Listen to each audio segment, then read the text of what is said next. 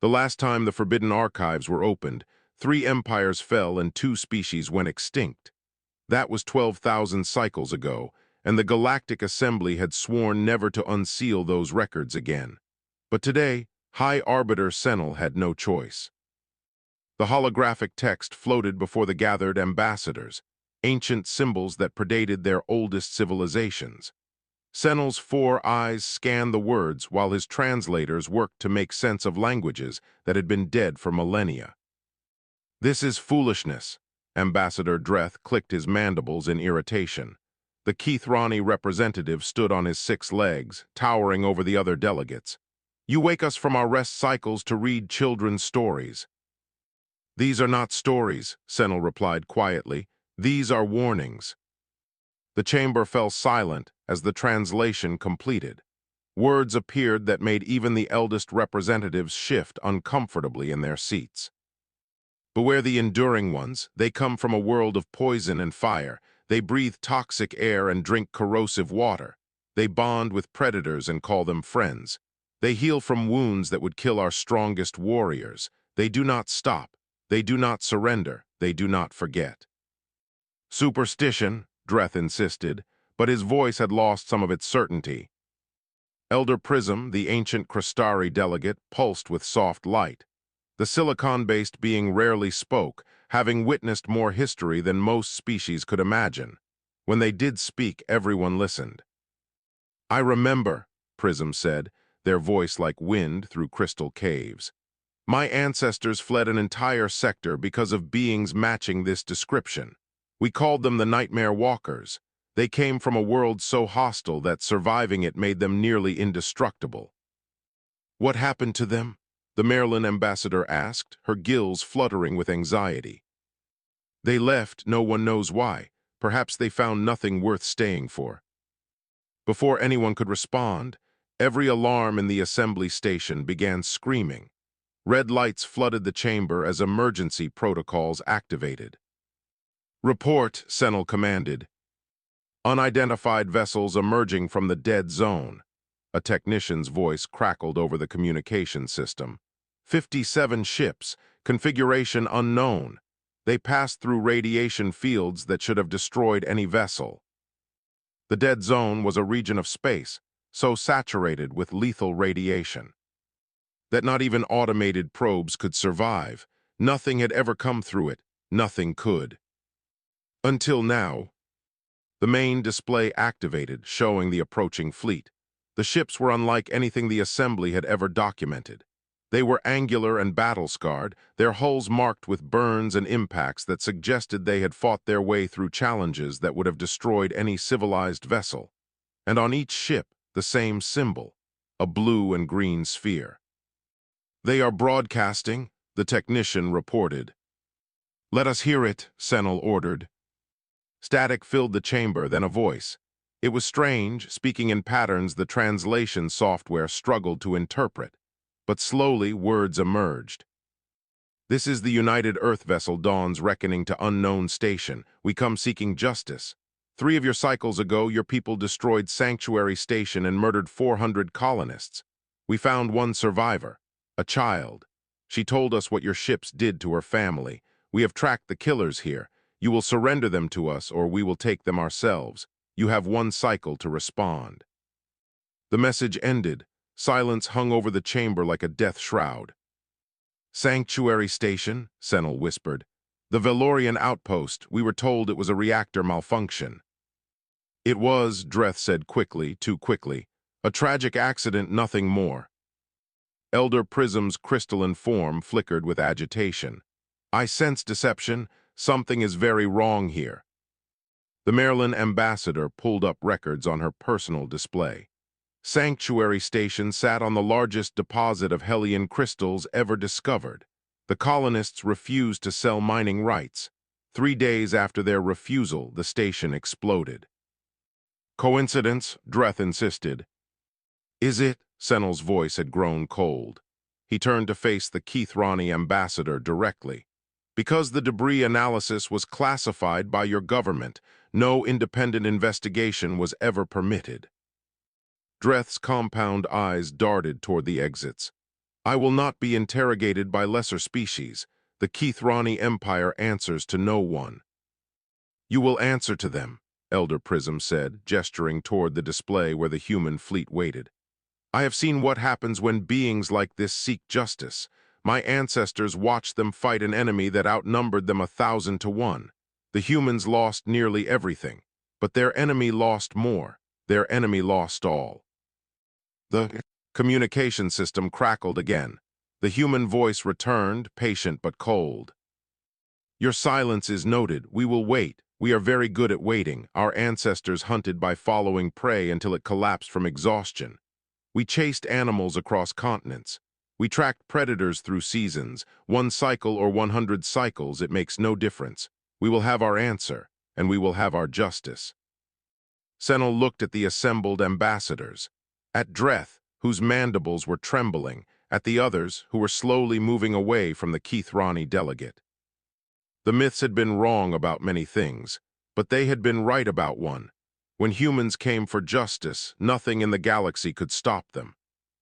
And now they had come. The shuttle that descended from the human flagship was small and unimpressive. It carried no visible weapons, no shields that the assembly sensors could detect. Ambassador Dreth laughed when he saw it. This is what we fear, he mocked. A tin box with engines. No one else laughed. High Arbiter Senel had granted the humans permission to send 1 representative. He now stood in the docking bay with a ceremonial guard of 12 soldiers from various species. They were the finest warriors the assembly could provide. They looked nervous. The shuttle's door opened with a hiss of equalizing pressure. A figure emerged, and Senel felt his heart skip. The human was smaller than he expected. She stood perhaps 5.5 feet tall, her dark hair pulled back from a face marked by lines of exhaustion and determination. She wore a simple gray uniform with the blue-green sphere on her shoulder. Her eyes scanned the room with the calm assessment of a predator entering unfamiliar territory. But what caught everyone's attention was the small figure hiding behind her legs. A Velorian child, perhaps 6 cycles old, with the distinctive purple skin and silver eyes of her species. She clutched the human's hand with desperate trust. I am Captain Rivera of the Dawn's Reckoning, the human said. Her voice was quiet but carried through the silent bay. This is Telly. She was 4 cycles old when your ships destroyed her home and killed her family. She hid in a storage container for 3 days, drinking recycled water and eating emergency rations. When our patrol found the wreckage, she was the only living thing left. Senel stepped forward, his robes rustling against the floor. How do you know? It was our ships. Rivera reached into her uniform and produced a small device. She pressed it, and a holographic recording filled the air. The assembly watched in horror. The recording showed Sanctuary Station from an external camera. 4 ships approached, their configurations clearly matching Keithrani military vessels. They did not hail, they did not warn, they simply opened fire. The station's shields held for 17 minutes. Then they failed. The Keithrani ships continued firing until nothing remained but debris. But 1 camera had survived, floating among the wreckage. It recorded the lead ship as it passed, its identification codes clearly visible. KES Righteous Claw, Rivera said. Flagship of the Keithrani Third Fleet, commanded by Admiral Voss, operated under direct orders from someone in this station. Dreth's mandibles clattered. Fabrication, human trickery. The child, Rivera continued, ignoring him, told us that the attackers broadcast a message before they fired. They said, "The Empire thanks you for your resources. Your sacrifice serves the greater good." Telly stepped out from behind Rivera. Her small voice trembled but did not break. They laughed, she said. While my mama screamed, they laughed. The chamber was silent. Even Dreth's supporters had stepped away from him. Senel knelt to bring himself to eye level with the child. Little one, I am so sorry for what was done to you. I promise you we did not know. Someone knew, Rivera said. Someone in your government authorized this attack. Someone covered up the investigation. We want that person. We want everyone involved, and we want them to face justice. And if we refuse, Dreth demanded, regaining some of his composure. If we decide that the word of humans and one traumatized child is not enough to condemn a member of the assembly. Rivera looked at him. Her expression did not change, but something in her eyes made Dreth take a step backward. You have 300 ships in this sector, she said. We have 57. You believe this makes you strong, but let me tell you something about humans, Ambassador. She stepped closer. Dreth's guards moved to intercept her, but she stopped just out of reach. On our world, we had a creature called a wolverine. It weighed perhaps 30 pounds. It regularly fought bears that weighed 600.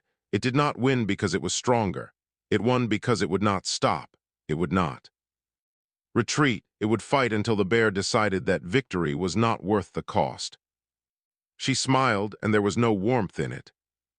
We learned from the wolverine, we are not here to win.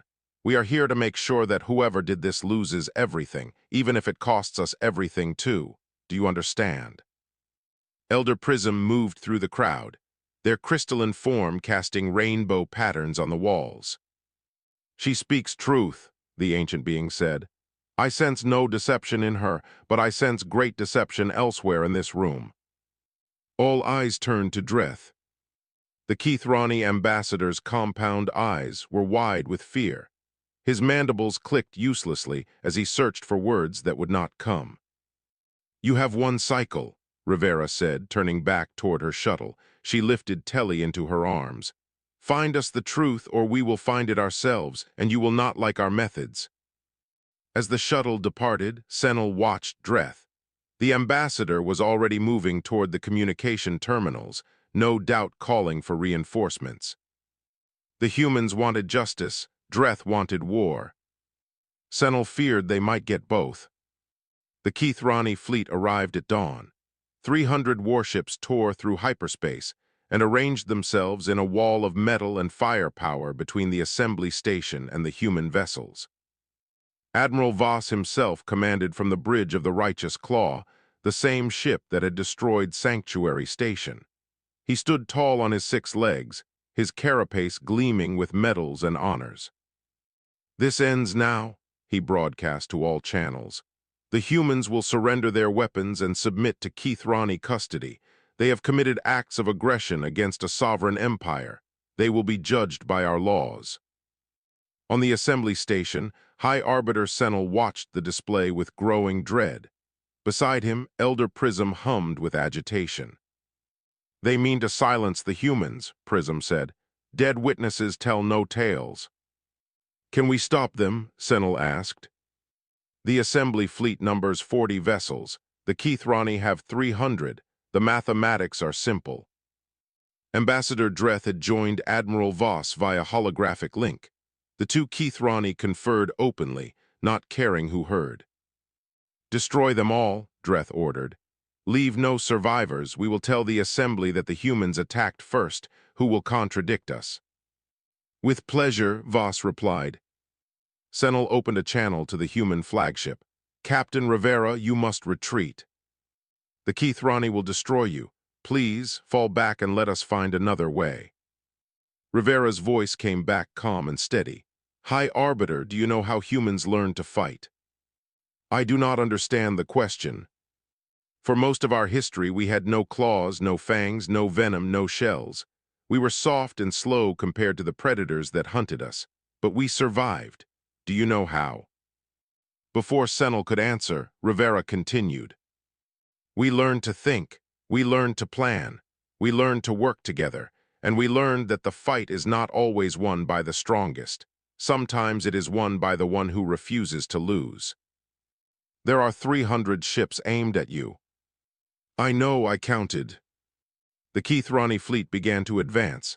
Their weapons powered up, filling space with the glow of charged plasma and primed missiles. The human ships did not retreat. They did not raise shields. They simply sat in perfect formation, waiting. They are mad, Dreth laughed over the open channel. They sit like prey waiting to be slaughtered. All ships fire at will, Admiral Voss commanded.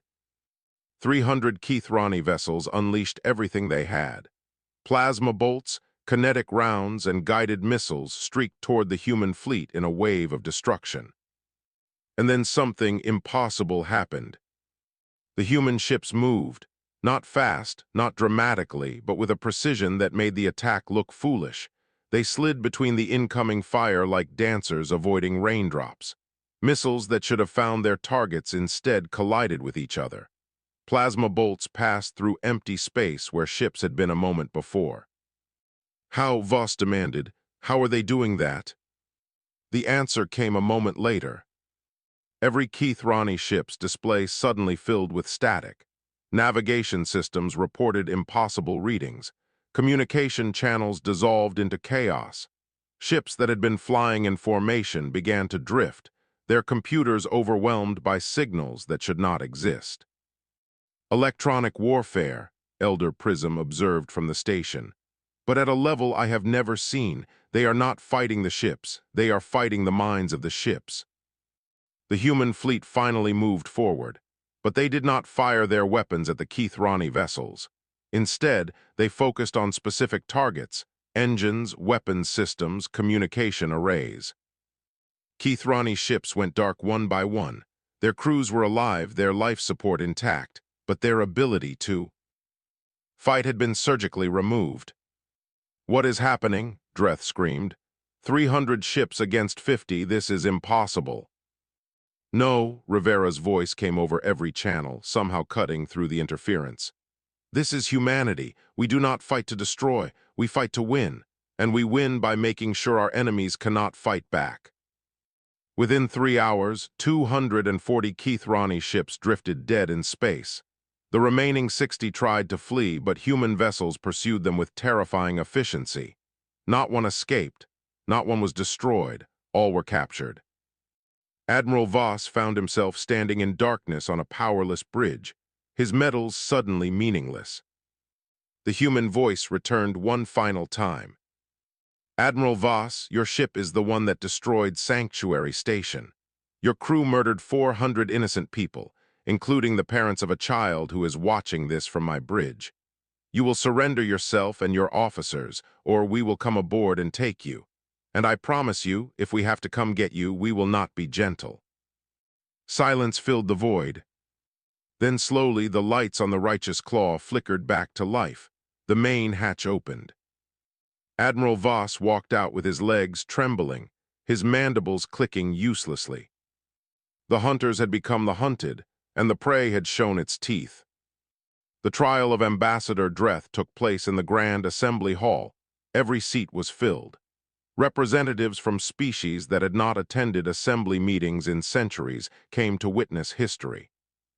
Dreth stood in the center of the chamber, his legs bound by energy restraints. Beside him stood Admiral Voss and 45 other officers and officials. All had been stripped of their ranks and honors. High Arbiter Senel presided, but everyone knew who truly controlled this moment. Captain Rivera sat in the witness section, Telly on her lap. The human woman had not spoken since the proceedings began. She did not need to, the evidence spoke for itself. Elder Prism had used their unique ability to read energy signatures from data crystals. The Crystari's testimony had been devastating. "The communications are clear," Prism had said, their voice echoing through the silent chamber. "Ambassador Dreth personally ordered the destruction of Sanctuary Station. He coordinated with Admiral Voss to ensure no survivors. He then falsified reports, bribed investigators, and threatened anyone who questioned the official story." "But why?" the Maryland ambassador had asked. 400 innocent lives for what?" "Hellion crystals," Prism replied. "The deposit beneath Sanctuary Station was worth more than the entire Keith-Rani military budget. The colonists refused to sell, so Dreth decided to take." Now Dreth stood before the assembly, his arrogance finally stripped away. "You do not understand," he said, his voice cracking. "They were just colonists, farmers and miners on a worthless rock. The resources they sat upon could have powered our empire for generations. Their lives were insignificant compared to the greater good." "The greater good," Rivera spoke for the first time. Her voice was quiet but carried through the chamber. You murdered children in their beds and called it the greater good. You are human. You cannot comprehend our civilization. Your species is barely out of its caves. Rivera stood, setting Telly gently in her seat. She walked to the center of the chamber until she stood directly in front of Dreth. Let me tell you what we comprehend, she said. 3,000 years ago, my ancestors built pyramids that still stand. 2,000 years ago, we created philosophies that shaped our understanding of justice and mercy.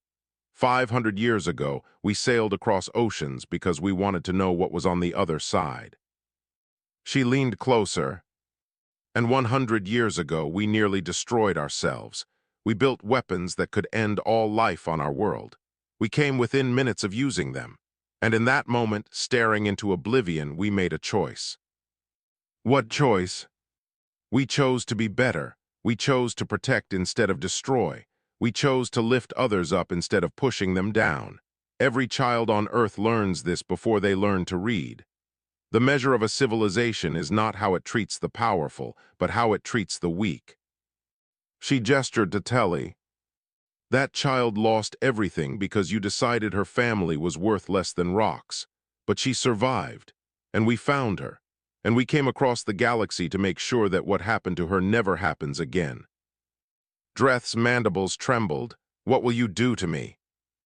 That is not for us to decide. We came for justice, not revenge. The assembly will determine your fate. But know this, we will be watching. We will always be watching. And if anyone, anywhere, ever again decides that innocent lives are worth less than profit, they will find us at their door. Senel called for the vote. One by one, the assembly representatives registered their decisions. The verdict was unanimous. Dreth and his co-conspirators were sentenced to labor on reconstruction projects across the galaxy. They would spend the rest of their lives rebuilding what they had destroyed, helping those they had harmed. Death would be simpler, Dreth protested. Yes, Rivera agreed. It would, but you do not deserve simple. You deserve to see every day the faces of those your actions hurt. You deserve to know that your hands, which signed the order to kill, will now build homes for orphans and schools for children. You deserve to live with what you did. As the guards led the prisoners away, Elder Prism approached Rivera. You have changed us, the ancient Crystari said. For 60,000 cycles, we believed you were monsters. We were wrong. You are something far more terrifying. What is that? You are what we should have been, what we were too afraid to become, protectors, guardians, the conscience of the galaxy. Rivera looked at Telly, who had fallen asleep in her chair, finally at peace. We are just humans, she said. We make mistakes, we get angry, we sometimes fail, but we never stop trying to be better, and we never abandon those who need us. Will you stay? Prism asked. Will you join the assembly? Rivera smiled for the first time. We will do more than that. We will help you build something new, something where no child ever has to hide in a container while her world burns, something worth protecting. She lifted the sleeping child gently. But first, I need to get this one to bed. Even galaxy-changing moments have to wait for bedtime. As she walked out, representatives from a dozen species rose and bowed. The myth had become reality. The nightmare had become a dream. And humanity had come home. 6 months had passed since the trial. The galaxy had changed in ways no one could have predicted. Telly stood at the viewport of the Dawn's reckoning, watching ships from 100 different species form up in the largest fleet ever assembled. Beside her, Captain Rivera checked reports from across the Armada. Are you scared? Telly asked. A little, Rivera admitted. Only a fool feels no fear before battle, but I am more hopeful than afraid.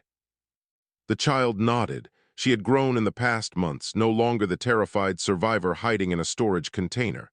She had learned to laugh again, to trust again, to believe that the universe could be kind. Tell me the story again, she said, about how this all started. Rivera smiled. You know the story, you lived it. I know, but I like hearing you tell it. So Rivera told the story, about how humans had first reached the stars and found a galaxy that feared them, about how they had retreated to the edges, exploring and growing, waiting for the day when they would be needed, about how they had found one small child in the wreckage of a destroyed station and decided that her life mattered more than treaties or politics or fear.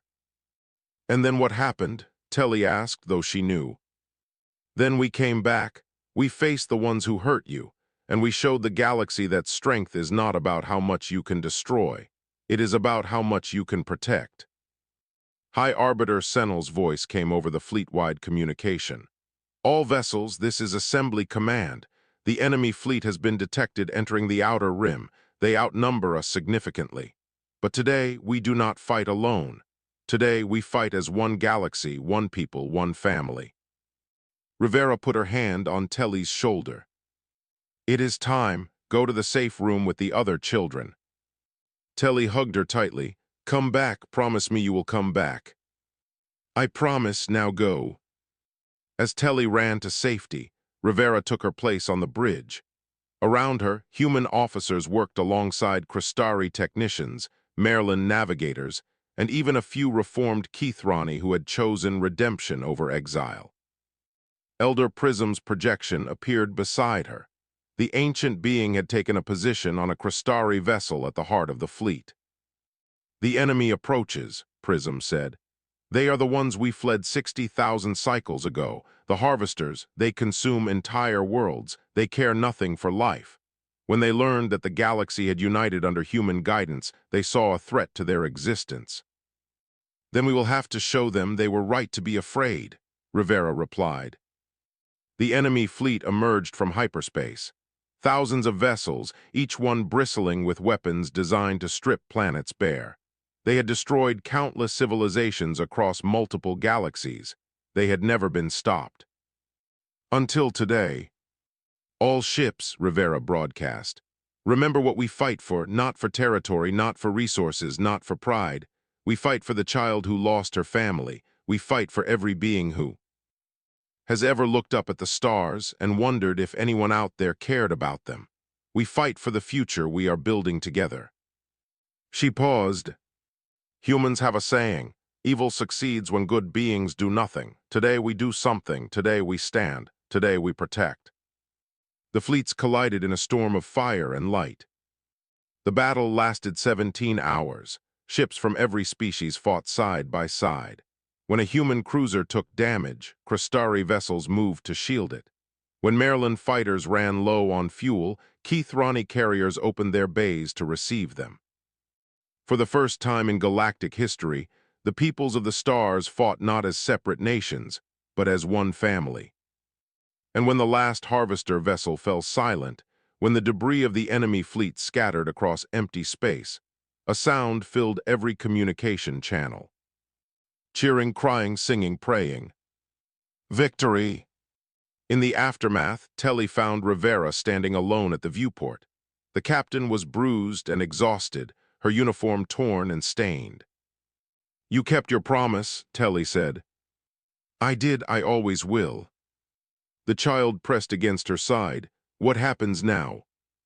Rivera looked out at the fleet, at the ships from 100 species flying in formation together, at the galaxy that had finally learned to trust each other. Now we build, she said. We create something that has never existed before, a community where every species has a voice, where no child is ever alone, where the strong protect the weak and the wise teach the young. Do you think we can do it? I think we already started, the moment you survived, the moment we found you, the moment we decided that one life was worth crossing the galaxy for. That was the beginning. Elder Prism joined them, their crystalline form glowing with colors that indicated joy. The forbidden archives will be rewritten, Prism said. The old stories about humans will be removed. In their place, we will record what actually happened, how the enduring ones returned, how they united a fractured galaxy, how they taught us that the measure of a species is not its power, but its compassion. Rivera laughed. We are not heroes, we are just stubborn. That, Prism replied, is exactly why you are heroes. Telly looked up at the stars that had once seemed so cold and empty. Now they glowed with the lights of 1,000 ships, 1,000 species, 1,000 new friends. The myths had been wrong. Humans were not. Monsters, they were family, and family always comes home.